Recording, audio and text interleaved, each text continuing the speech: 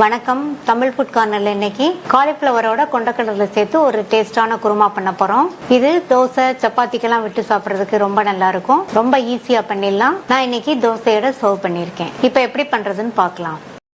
இந்த பாத்திரத்துல கட் பண்ண மீடியம் சைஸ் காலிஃப்ளவர், இது கூட கொஞ்சமா கல் உப்பு, 2 பிஞ்ச் மஞ்சள் தூள். இந்த காலிஃப்ளவர் முங்குற அளவுக்கு நல்ல சூடான தண்ணி சேர்த்துக்கலாம். நல்லா ஒரு தடவை கலந்து விட்டுட்டு 5 நிமிஷத்துக்கு மூடி வச்சிடலாம். காலிஃப்ளவரோட கொண்டக்கடலை சேர்த்து பண்ண போறோம். அதுக்கு இந்த குக்கர்ல 8 மணி நேரமா ஊற வச்ச 1/4 கப் கொண்டக்கடலையை இதுல சேர்த்துடலாம். இது கூட கொஞ்சமா உப்பு சேர்த்துட்டு முங்குற அளவுக்கு தண்ணி மூடி போட்டாச்சு. ஸ்டீம் வந்ததுக்கு அப்புறமா வெயிட் போட்டு மீடியம் ஃப்ளேம்ல 4 விசில் வேக வச்சுக்கலாம். இப்போ 5 நிமிஷம் ஆச்சு. இந்த தண்ணியை வடிச்சிட்டு 2 தடவை வாஷ் பண்ணிக்கலாம். இந்த மாதிரி பண்ணோம்னா காலிஃப்ளவர் நமக்கு சுத்தமாயிரும். 4 விசில் வந்துருச்சு.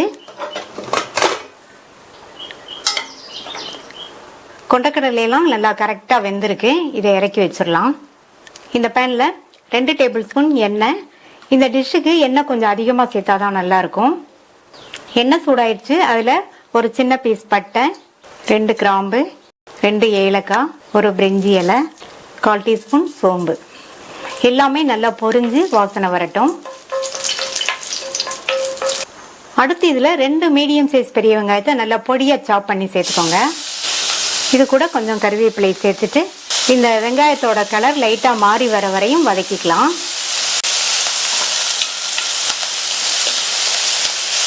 அடுத்து இதுல 1 டேபிள் ஸ்பூன் இஞ்சி பூண்டு விழுதை சேர்த்துட்டு 1 நிமிஷத்துக்கு நல்லா பச்சை வாசனை போக வதக்கிக்கலாம்.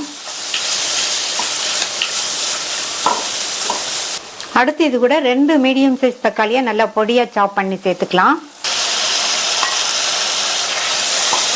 இந்த தக்காளியையும் 1 நிமிஷத்துக்கு நல்லா வதக்கி விட்டுக்கலாம். இந்த மாதிரி தக்காளி 1 நிமிஷமா வதங்கினதுக்கு அப்புறமா இது கூட ஒரு பச்சை மிளகாவை கீரி சேர்த்துட்டு நல்லா மறுபடியும் ஒரு தடவை வதக்கி விட்டுக்கலாம். இது கூட 1/2 டீஸ்பூன் மஞ்சள் தூள், 1 டேபிள் ஸ்பூன் தனி மிளகாத்தூள், 1 டேபிள் ஸ்பூன் கொத்தமல்லி தூள் சேர்த்துட்டு இந்த டிஷ்ஷுக்கு தேவையான அளவு உப்பு சேர்த்துக்கலாம். கொண்டக்கடலை வேக வைக்கும் போது கொஞ்சம் உப்பு சேர்த்துருக்கோம். பார்த்து கரெக்டாக சேர்த்துக்கோங்க. அடுத்து இதில் 2 டேபிள் ஸ்பூன் போல் தண்ணி சேர்த்துட்டு நல்லா வதக்கி விட்டுக்கலாம்.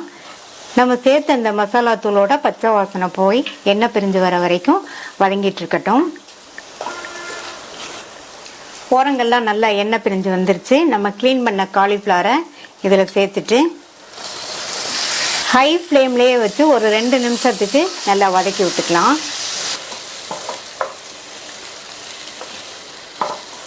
இப்போ 2 நிமிஷம் ஆச்சு. நம்ம வேக வச்ச கொண்டக்கடலையை தண்ணியோடையே சேர்த்துடலாம்.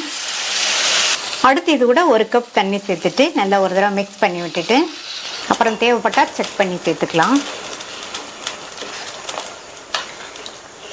அடுத்து இது கூட இன்னொரு 1/2 கப் மட்டும் தண்ணி சேர்த்து இன்னும் கொஞ்சம் உப்பு சேர்த்துட்டு நல்லா ஒரு தடவை கலந்து விட்டுறலாம்.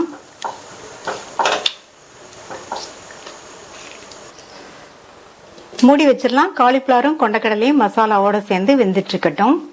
காலிஃப்ளவரை குழைய வேக விட்டுறாதீங்க, அதனுடைய டேஸ்ட் மாறிடும். கொஞ்சம் கிரன்ச்சியா இருக்கிற மாதிரி வேக வச்சுக்கோங்க. இந்த மிக்ஸி ஜாரில் 1/2 கப் தேங்காய் துண்டுகள், 7-8 முந்திரி, 15 நிமிஷமா ஊற வச்ச 1 டீஸ்பூன் கசகசா, ஒரு 1/4 டீஸ்பூன் சோம்பு சேர்த்துக்கலாம். இதை தண்ணி சேர்க்காம 4-5 சுத்து சுத்திட்டு தேவையான அளவு தண்ணி சேர்த்து நல்லா நைஸ் விழுதா அரைச்சிக்கலாம். இப்போ காலிஃப்ளவர் நல்லா கிரன்ச்சியா இருக்கிற மாதிரி வெந்திருக்கு. இது கூட நம்ம இப்போ அரைச்ச அந்த தேங்காய் விழுதை சேர்த்துக்கலாம். இது கூட மிக்ஸி ஜாரை கழுவி 1/2 கப் தண்ணி சேர்க்குறேன்.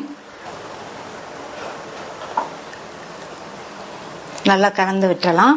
நம்ம முந்திரி எல்லாம் சேர்த்துருக்கிறதுனால இந்த விழுது சேர்த்ததுக்கு அப்புறமா இன்னுமே கிரேவி கொஞ்சம் திக்காகி வரும். அதனால நான் 1/2 கப் தண்ணி சேர்த்துருக்கேன். அது கரெக்டாக இருக்கும். நீங்கள் உங்களுடைய திக்னஸ்க்கு தகுந்தபடி எவ்வளவு தேவையோ அதுக்கு தகுந்தபடி சேர்த்துக்கங்க. மூடி வச்சிடலாம். தேங்காய் விழுதோட பச்சை வாசனை போக ஒரு 3 நிமிஷத்துக்கு மட்டும் எல்லாம் நல்லா ஒன்று சேர்ந்து கொதிச்சிட்டு இருக்கட்டும். இப்போ 3 நிமிஷம் ஆச்சு. நம்ம சேர்த்த தேங்காய் விழுதோட பச்சை வாசனை போய் குருமாவுமே நல்லா திக்காகி வந்திருக்கு. இது கூட பொடியாக கட் பண்ண கொத்தமல்லி இலைகளை சேர்த்துக்கலாம். நல்லா ஒரு தடவை மிக்ஸ் பண்ணி விட்டுடலாம். நல்லா கலந்து விட்டாச்சு. நான் இதில் கரம் மசாலா தூள் சேர்க்கலை. நீங்கள் விருப்பப்பட்டீங்கன்னா அரை டீஸ்பூன் சேர்த்துக்கோங்க. நல்லா கமன் வாசனையோட சுவையான காலிஃப்ளவர் கொண்டக்கடலை குருமா ரெடி ஆயிடுச்சு. இந்த டேஸ்டான குருமாவை ட்ரை பண்ணி பார்த்துட்டு உங்கள் கமெண்ட்ஸை சொல்லுங்கள். தேங்க்யூ.